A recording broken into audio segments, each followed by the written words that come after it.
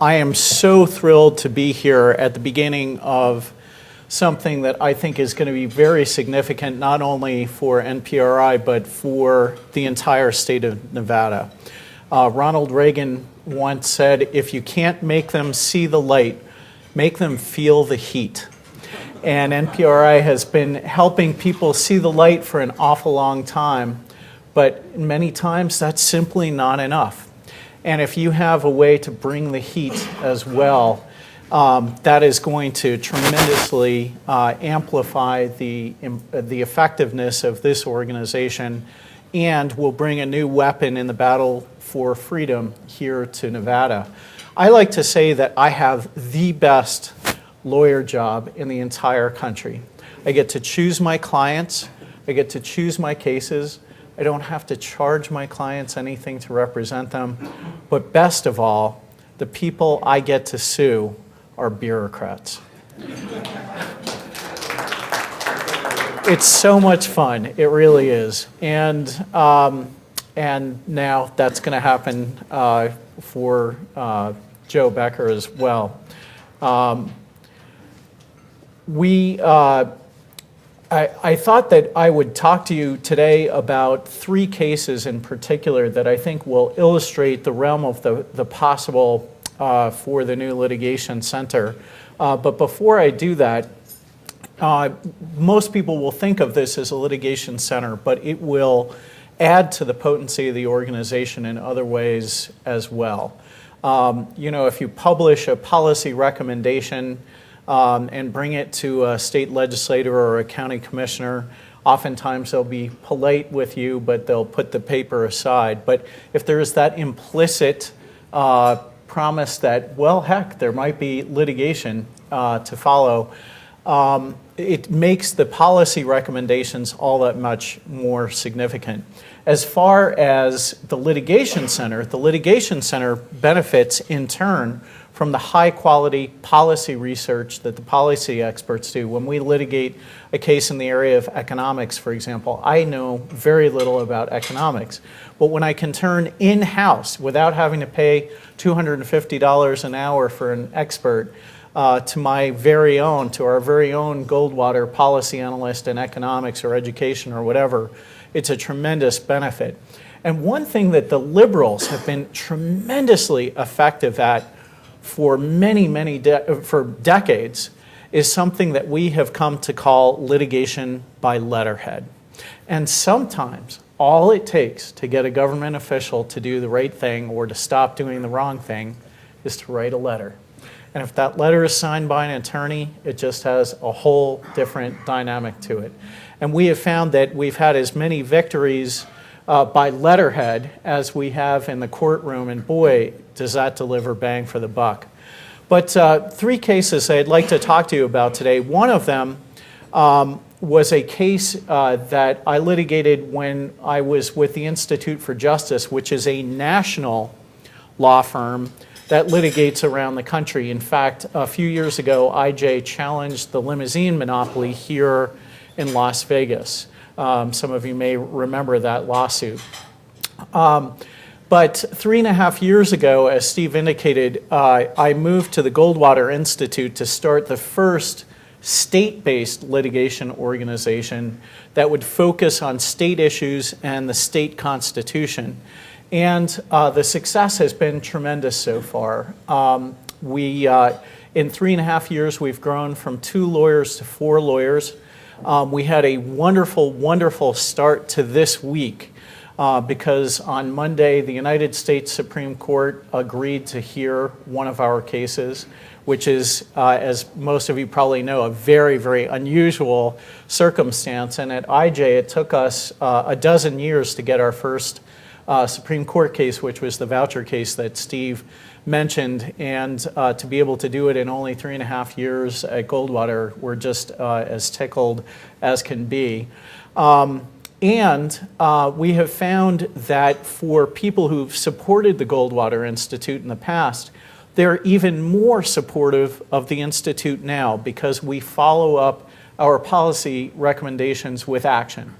And we represent the little guy against the government bureaucracy, and that gets people really excited. In fact, there are supporters of Goldwater who were not previously.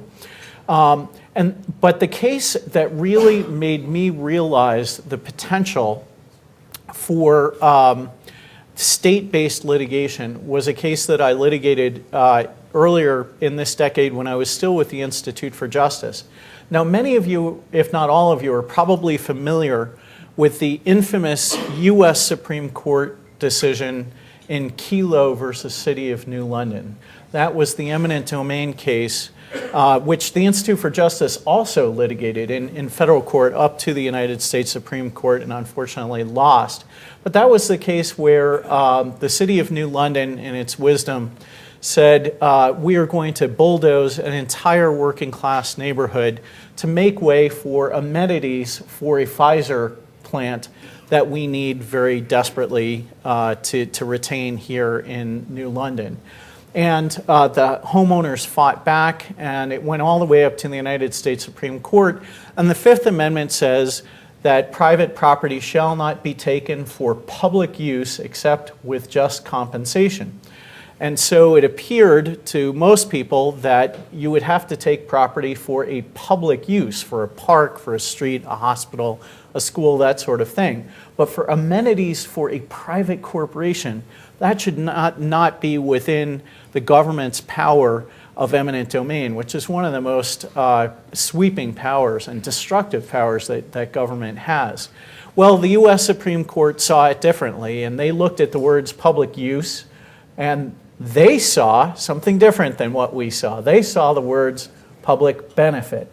If it is for a public benefit, then it's okay for government to use eminent domain. And who defines what a public benefit is? Well, of course, our government officials. In this case, an unelected commission. Many unelected commissions today exercise the power of eminent domain, so there's not even a democratic response that you can have to it. But the United States Supreme Court, by a 5-4 decision, upheld that taking of property. And at the very same time as we were litigating the Kelo case unsuccessfully in the U.S. Supreme Court, we were also litigating a case in Arizona on behalf of a man named Randy Bailey. Randy Bailey is one of those Americans who works very, very hard and asks the one thing from his government that government seems totally unwilling to do, to be left alone. He had owned, family-owned, actually he was the second-generation owner of a brake shop at the corner of Country Club in Maine, which is in Mesa, a suburb of Phoenix. And, you know, he's just working hard, employing people, paying taxes. But it turns out this is a very desirable intersection. It's the most heavily trafficked intersection in the city of Mesa. And a local hardware store owner wanted to expand his hardware store and thought this would be a nifty place to do it. And instead of going to Randy and to the other business owners and the homeowners who lived at this intersection, he went to the city council and he said, I would like that property and I would like you to use your power of eminent domain to take it and give it to me. And the city council, looking at that, said, you know what, we will do that, but under one circumstance, under one condition. You also have to accept a $2 million subsidy. They know how to drive a hard bargain in Mesa. So, of course, he said yes, and immediately eminent domain proceedings occurred, and the property was subject to seizure. Well, the Arizona Constitution has an eminent domain provision in it as well.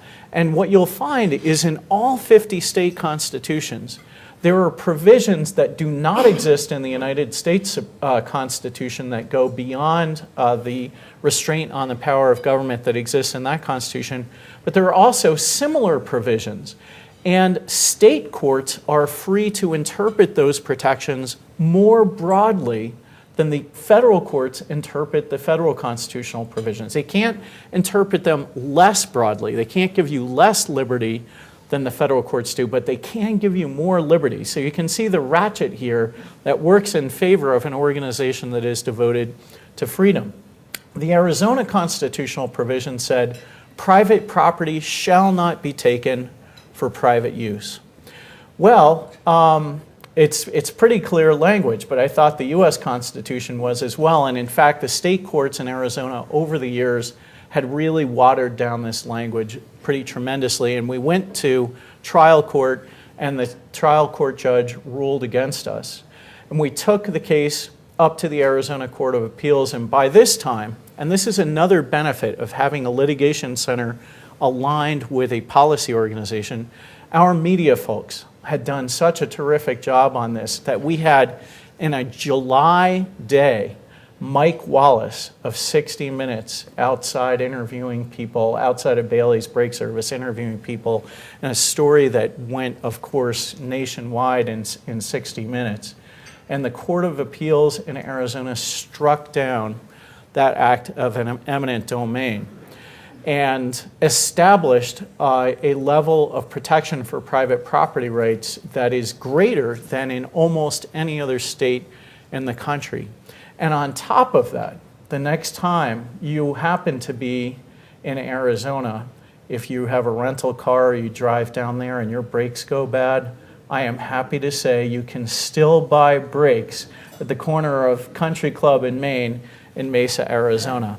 And it is because of the Arizona state constitution being interpreted more robustly than the federal constitution. Well, this and other cases that I saw, including the voucher cases where we were defending voucher programs, and the unions were coming up with all of these state constitutional arguments that were driving me absolutely batty.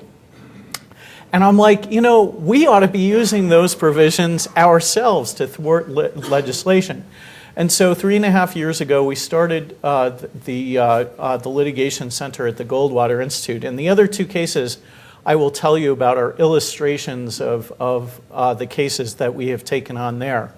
The first one was our signature case. And I mentioned that state constitutions often have provisions in them that go beyond the federal constitution. Another thing that is very important about state constitutions is that under state constitutions, taxpayers have standing to challenge illegal government actions. In federal court, they do not.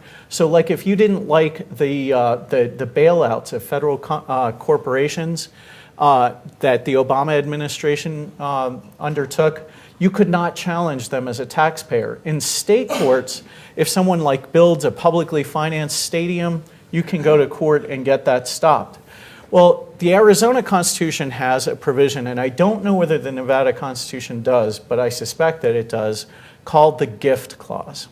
And this clause was intended to prohibit, in fact, its language is that no governmental entity shall ever give a gift by subsidy or otherwise to any private individual or corporation.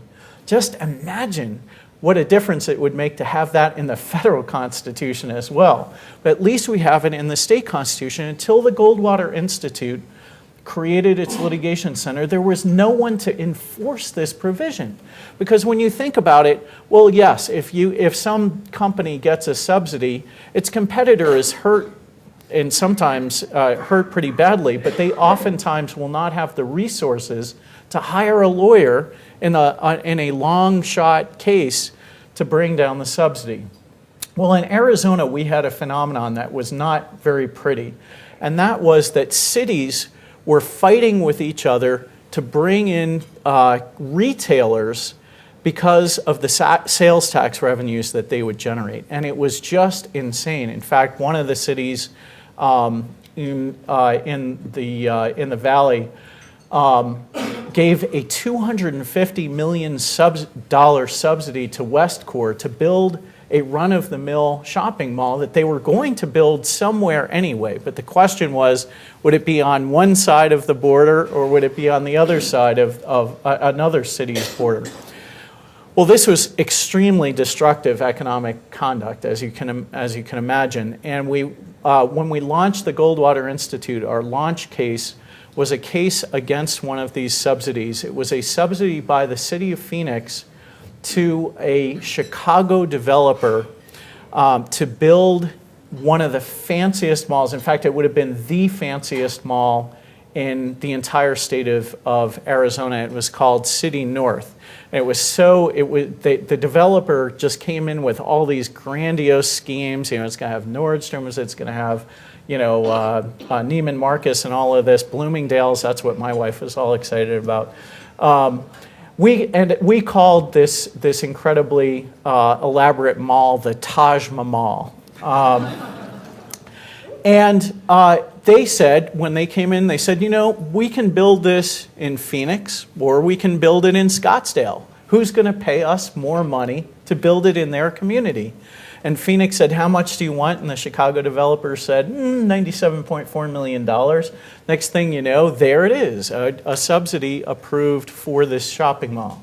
So we filed a lawsuit against this shopping mall, and the powers that be were not very happy with us, although there were some governmental officials that privately told us that they loved what we were doing because they wished they could get out of the subsidy business somehow. And if there was a rule that would keep them all from doing it, then they would all be happy with that. And of course there was a rule. It's in our state constitution. It just had never been enforced. Well, we went to trial court and we lost. In fact, I almost never win in trial court. But after we lost in trial court, and I say this as something that you have to anticipate here in Nevada as well, the developer actually filed a motion for attorney's fees against the Goldwater Institute. And having private lawyers, you can imagine just how much attorney's fees they'd managed to ring up. They were asking for $250,000 against us, and that could have wiped out the litigation center. So we really, really sweated this out. And at the end of the day, the very same judge who had ruled against us on the subsidy issue ruled in our favor on the attorney's fees issue, saying you cannot financially penalize a public interest law firm that has filed a lawsuit on behalf of taxpayers in good faith. And that was just an incredibly important victory. From there, we went on and won in the Court of Appeals. And then this January, the Arizona Supreme Court, in our first case to go up to the state Supreme Court, ruled that that subsidies, that corporate welfare are illegal under the Arizona state constitution. Now, they let this particular project go ahead. They said, well, we're kind of changing the rules of the game, so we're going to give the city of Phoenix a mulligan on this. It turns out that the economy and the grandiosity of the scheme combined to really obliterate the project anyway. So I'm so glad that hopefully the subsidy will never be paid. But it's really nice to know that henceforth, this sort of destructive waste of taxpayer dollars will never occur in Arizona. And it was because of our litigation center. And I think that you all will in the future be able to celebrate victories like this in issues here in Nevada. But it's really the cases that really I love the most are exactly the kinds of cases like the Randy Bailey case that pit an individual against the government when the government is just running roughshod over their rights and they have no one else to turn to. If your litigation center doesn't exist, that person's rights are going to be violated and there's nothing he or she can do about it. And we've had several of those cases, and I'd love to talk about all of them, but I will talk about this one because it has a personal consequence attached to it. In the town of Tempe, or the city of Tempe, a man named Tom Preston, who owns a tattoo studio in Mesa, Arizona, and has operated it for 20 years without a single customer complaint or a neighborhood complaint or anything like that. Again, a salt-of-the-earth guy in a business that is, a little outside the mainstream, but increasingly inside the mainstream. He decided he wanted to open one in a college town, and Tempe is a college town. He found a vacant store in a strip mall that it has about a 50% vacancy rate. So this is an area that desperately needs economic activity. And he went through all the paperwork to get a permit for his new studio, went to the city of Tempe, and the staff was delighted. They said, this is great for the neighborhood. We're bringing in, we've got all of these empty storefronts. We're bringing in a business that's probably going to thrive. We're going to attach some conditions to the permit. We're going to make him have, restricted hours. He can't service minors and all of these things. And they gave him the permit. And then he signed a 5-year lease, and he invested $20,000 to meet the conditions that the city had put upon him and thought that was the end of the story. Turns out it was not. Some of the neighbors were unhappy about the decision, took the matter through the appeals process in the city, totally fine, they agreed, then went to the city council, and the city council said, we think you're an upstanding businessman, but the perception is that you could hurt the neighborhood, and so we're going to revoke your permit. And at this point, the Prestons, he and his wife, were ruined. I mean, they had spent all of this money. They were on the hook with a 5-year lease that was not going to be able to be subleased. And I read about this when my kids were at gymnastics on a Saturday, and I said, this is not right at all. And I called up Tom Preston. I said, do you want to challenge this? And he said, we had a lawyer and we lost and I don't have any more money. And I said, guess what? I'm free. And this is something that really surprises people when you tell them that. And he said, well, heck, under those conditions, let's go. And we filed a lawsuit against the city of Tempe. And in this rare instance, we actually won in trial court. The trial court found that the city's actions were arbitrary and capricious and ordered the city to reinstate the permit. And again, the media was so favorable to our position, finding it interesting that the Goldwater Institute would represent a tattoo studio, although I learned that Senator Goldwater himself had a tattoo. So there was an interesting lineage there. And so at that point, especially with the media pressure, the city of Tempe decided not to appeal and to let the Prestons have their permit and open the business. Well, one of the things about these cases is that because of the human consequences of them, the lawyers tend to get very wrapped up in them and very emotionally attached to them. And somewhere along the way, I said, if we win this case, I am going to be the first person to be inked at this new studio. And much to my wife's chagrin, I am a one-finger typist. I have typed everything that I have ever typed with this one index finger. And this index finger now bears a red scorpion on it. So this is the result of one of our cases. You too, Joe, can have one of these. Gives you something to look forward to. But I hope that this illustrates in just a very, very small way the realm of the possible for the litigation center here in Nevada. We now have, by the end of the year, we will have 15 ongoing cases. In fact, I forgot what one of them was yesterday.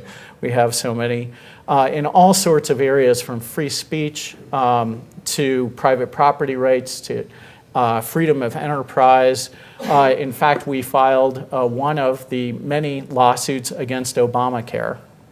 And it is an exciting enterprise. It is not an enterprise for the faint of heart. You are going to lose some cases. Some of the cases that you lose will so inflame public opinion that you will win in the court of public opinion, and the legislature or the cities or county will do the right thing. And other cases are just going to be heartbreaking, and you're going to lose them, and you won't have a remedy. But I will tell you this categorically, and that is with your new litigation center, you are going to bring more freedom to Nevada than you would be without it. And with that, I encourage you to support it, to invest in it, and to tell everyone you know that help is on its way. Good luck and go get them.